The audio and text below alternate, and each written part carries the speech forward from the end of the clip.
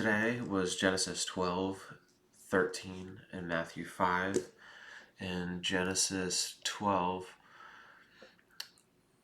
this marks the beginning of God's covenant in relation with Abram, later Abraham.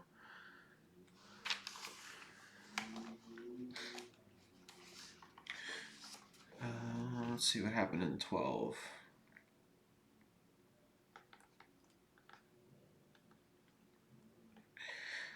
Well, God was telling Abram to move, to go from your country. And I believe he goes with Lot, which is the son of Haran, his brother. So he goes with his nephew. And basically, I guess, just tells Abram to get up and leave. And Abram sort of follows, not sure exactly where he's going, I don't think. I think so. He just sort of has to pick up and leave. And he trusts God. And God says he'll bless you and make your name great, so that you'll be a blessing. I will bless those that bless you, and him who dishonors you I will curse. So Abram's with Sarai, his wife, and Lot, his brother's son. They take all their possessions, and they set out to go to the land of Canaan. And I think they make stops on the way.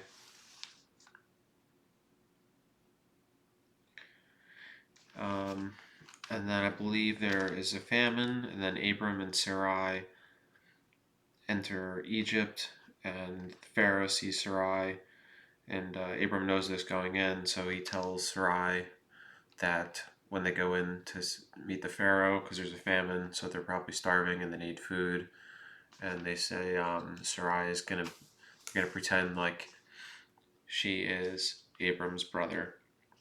So they go in, they meet the Pharaoh, as expected.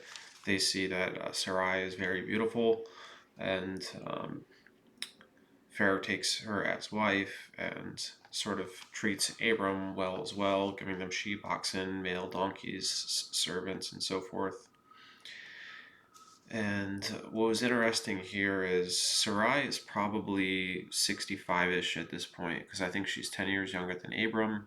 Abram was 75, so it was kind of interesting that there was still the level of attraction there. So maybe she had some sort of unearthly beauty to her, or they stayed looking very young in this age, or it was a sort of a godly attraction. And so then the plagues come on Pharaoh, at least enough to let them know that Abram lied. And Pharaoh obviously knew something was up, because he thought he could have just killed them both and thought that would get rid of it, but maybe he thought that would make it worse. So he just sent them both on their way. And I am thinking that Abram was able to keep what he had, or Pharaoh let him take the stuff with him, because in the next chapter 13, they have Abram and Lot left Egypt, and they had so many things that they had to separate. Their abundance was too big for the land. Abram was very rich in livestock, silver and gold. So at this point, the herdsmen of Abram's livestock and the herdsmen of Lot's livestock started to quarrel. I guess there was a lot of cooks in the kitchen, and Abram was the first to say, "Let there be no strife between us and your herdsmen, for we are kinsmen." And Abram suggested that they separate themselves, and sort of put his foot forward, or even allowed Lot to put his foot forward. And he said to Lot, "If you go left, I'll go right. If you go right, I'll go left." So Lot was able to choose, and I believe what it sounds like. I don't know the topography of the land and so forth, but apparently Lot chose the no pun intended, the best lot of the area. I think it was some valley, valley with a river in it, which would have made everything very sought after and plentiful. Although I think it was near Saddam, it sounded like, which could be sort of ominous. And yeah, Lot chose for himself the Jordan Valley, journeyed east. Abram settled in the land of Canaan, which I'm still trying to figure out before, because I know in Genesis 11 it sounded like Noah cursed Canaan, or the person Canaan and the land of Canaan could be two different things, but I'm pretty sure that they're the same. So that's what happened in 13. In Matthew 5,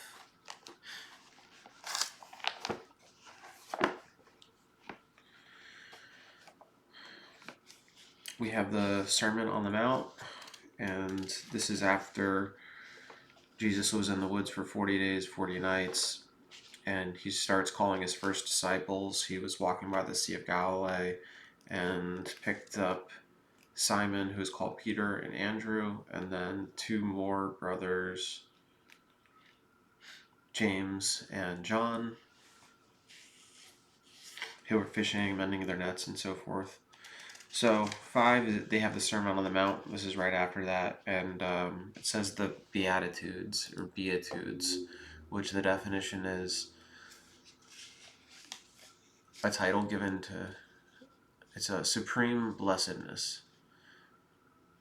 Supreme blessedness. So Jesus is giving a Sermon on the Mount, and what I think was interesting here was, and this could be common for everyone, but apparently, or common knowledge that everyone else might already know this, but there were these laws, and he even just calls them old laws, which is kind of what I like about the New Testament. Is it's, after reading the Old Testament, this is almost like modern language. So he continually refers to these laws as the laws of the old, and he goes through these with sort of metaphors. But there was salt and light. You are the salt of the earth, but if salt has lost its taste, how shall saltiness be restored? And he even says that, for I tell you, unless your righteousness exceeds that of the scribes and Pharisees, you will never enter the kingdom of heaven. So I believe that the scribes and Pharisees are already supposed to be sort of the holy of holies there. And he's saying that that's not enough, and or that they really aren't. And that's kind of what he's saying. With all these laws, he's basically upping them. So for anger, for example, you have heard that it was said to those of old, you shall not murder, and whoever murders will be liable to judgment. But I say to you that everyone who is angry with his brother will be liable to judgment. Whoever insults his brother will be liable to the council. And whoever says, you fool, will be liable to the hell of fire. So these rules are even more um, more stringent.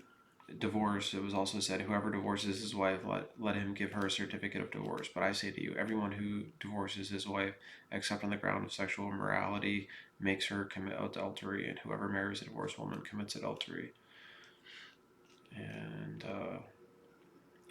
so there's a bunch of these where they go through, and yeah, love your enemies. You have heard it was said, you shall love your neighbor and hate your enemy. But I say to you, love your enemies and pray for those who persecute you.